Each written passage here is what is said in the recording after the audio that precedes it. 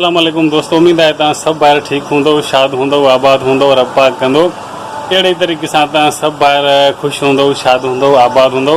तव्हां सभिनी भाइरनि जे सदके रब पाक असांजा बि ग़म परेशानी दूरि कंदो। त दोस्तो शुरू कयूं था अॼु जो व्लॉग।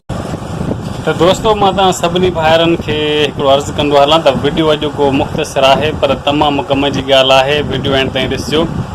अगरि मुंहिंजी ॻाल्हि तव्हां सभिनी भाइरनि खे सम्झ में अचे थी, पसंदि अचे थी त तव्हां लाइक ऐं कमेंट्स बि कजो।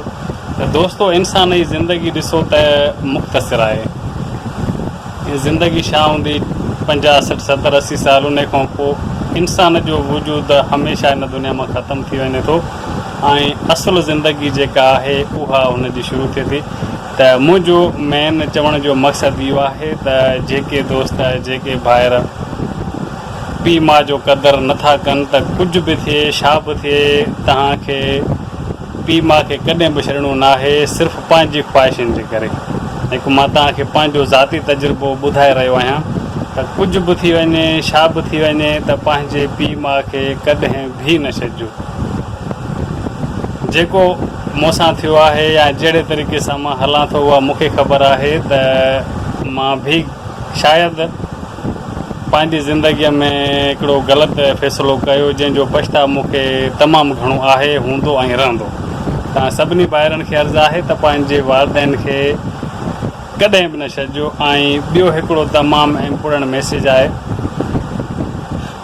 अगरि तव्हांखे पंहिंजी नौकिरी आहे, नौकिरी हुजे, कारोबार हुजे, नंढो हुजे, वॾो हुजे, ज़िंदगी अगरि तव्हांजी सुकून सां गुज़रे थी त उन में ई तव्हां ख़ुशि रहो।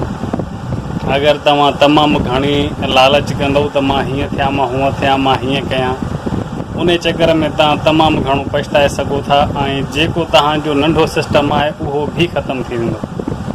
त जंहिं हाल में, जहिड़े हाल में तव्हां आहियो, तव्हांजी ज़िंदगी, तव्हांजा ॿार, तव्हांजा बच्चा हिकु सही तरीक़े सां तव्हांजा ॿार, तव्हांजा बच्चा, तव्हांजो घर, तव्हांजो सिस्टम, तव्हांजो सेटअप हली रहियो आहे त उन सां छेड़खानी न कयो, उन खे तमामु वसी करण जी कोशिशि न कयो। उन चकर में तव्हां ॾाढा परेशान थी सघो था।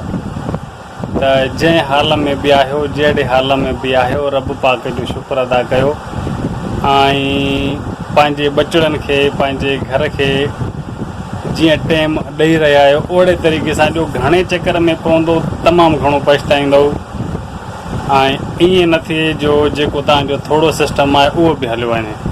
त उमेदु आहे त तव्हांखे हे मुंहिंजूं ॿ हिकु मुख़्तसिर ॻाल्हियूं पसंदि लाज़मी आयूं हूंदियूं ऐं सम्झ में लाज़मी आयूं हूंदियूं। इहो मुंहिंजो पंहिंजो हिकु ज़ाती तजुर्बो आहे त पंहिंजी जेका बि नंढी ज़िंदगी आहे उनखे उन ई हाल में रहो त तमामु बहितरीनु रहंदो। पंहिंजा भाइर भेनरूं, मिट माइट जेके बि आहिनि, वालिदैन, उन सां गॾु ज़िंदगी गुज़ारियो, उहा तव्हांजी बहितरीनु ऐं कामयाबु रहंदी। ऐं वॾे चकर में पवंदो, आज़ादु ख़्याल जे चकर में पवंदो, कॾहिं बि कामयाबु कोन वेंदो। तव्हांजा मसाइला, तव्हांजा मसाइल वधंदा वेंदा, खुटंदा कॾहिं बि कोन। त दोस्तो मिलंदासीं सुभाणे कंहिं नए मौज़ूअ ते। अगरि का मूंखां ग़लती थी हुजे, का मिस्टेक थी हुजे, तव्हां कमेंट्स में लाज़मी ॿुधाइजो। मिलंदासीं इंशाअल्लाह ताला सुभाणे। रखिजो तमामु घणो पंहिंजो ख़्यालु। टेक केयर एंड अल्लाह हाफ़िज़।